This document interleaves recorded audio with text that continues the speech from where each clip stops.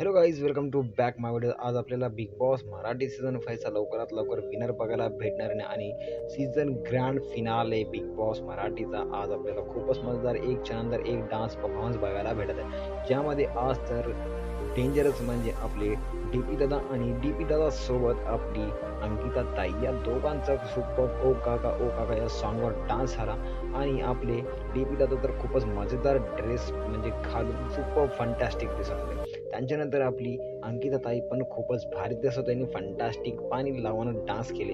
एकच्या नंतर एक कंटेस्टंट आपल्याला डान्स करताना दिसत आहेत.